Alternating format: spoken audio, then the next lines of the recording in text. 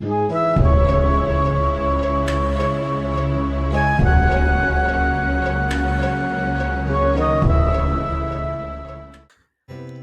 in 2022, a day after our wedding, we went to New Zealand for our honeymoon. We rented a van that I christened Vanessa, and we travelled from the North Island, caught a ferry, continued our way down the South Island, stopping to see many wonderful sights along the way every day.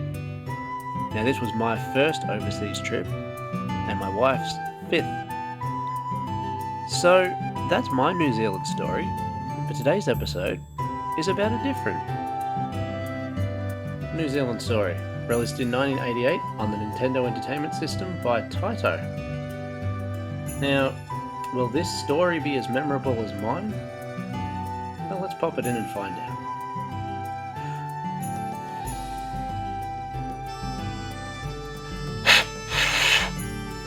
Like that.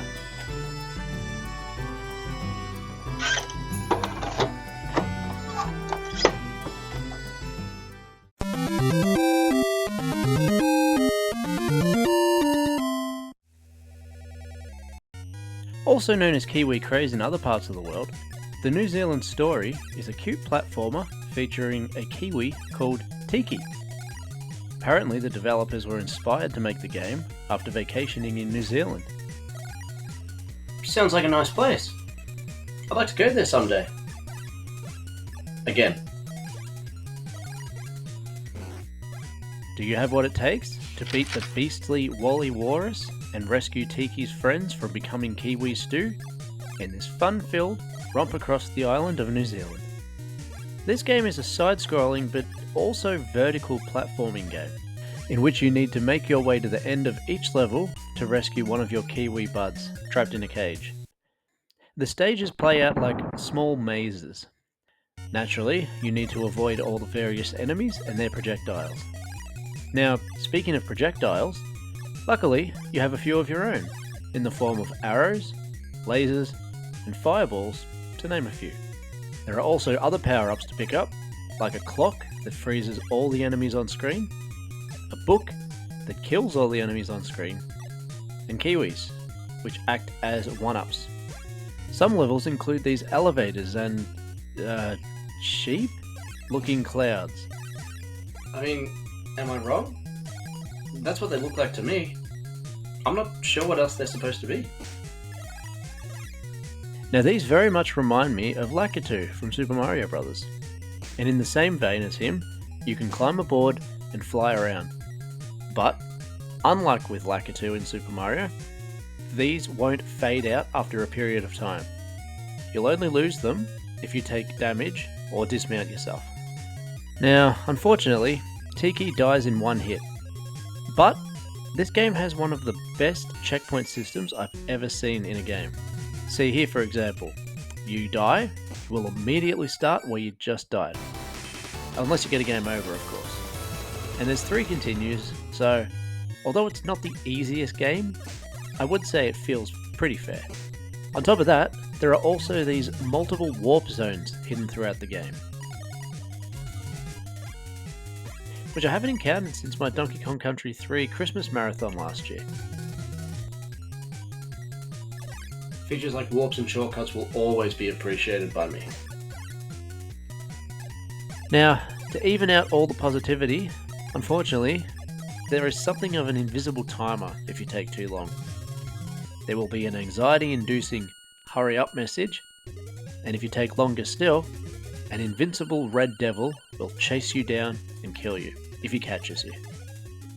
There's a strange heaven and hell dichotomy here, in that if you lose your last life via a projectile, you can actually be sent off to a so-called heaven round. In this, you can get a special ending, or you can simply continue on in the game.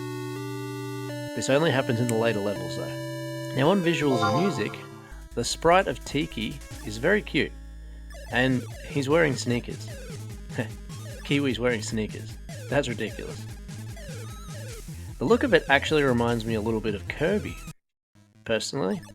As for the backgrounds, they certainly are yellow, but they're distinct enough. Musically, I gotta say it's pretty similar to Adventures of Lolo 3, in that there's only one track for every level, but once again, luckily, it's very catchy. So I never had this game growing up, but when we went to New Zealand, we brought a few things back. This tattoo, a bunch of Kiwis, and this PS4 game called Kiwi. It's not great. Now, being my first overseas trip, New Zealand will always have a special place in my heart. My next trip will be a cruise to New Caledonia and Vanuatu at the end of this year. That's to celebrate my 40th birthday. Yes, my friends, I'm getting old. So regarding pricing, this variation is a little bit rarer due to it being a PAL exclusive versus Kiwi Craze. So you're looking around 50 for a cart and close to 90 for complete. So that was the New Zealand story. A cutesy maze-like platformer that's, tough but fair. Now, if you couldn't tell already, I'm quite biased on Kiwis, so having said that, this one will be putting on sneakers and finding a place to nestle on my shelf. Now, in retrospect, there are no bad games, but there are bad spending habits. And, these guys were not cheap, but having them is priceless. See you later.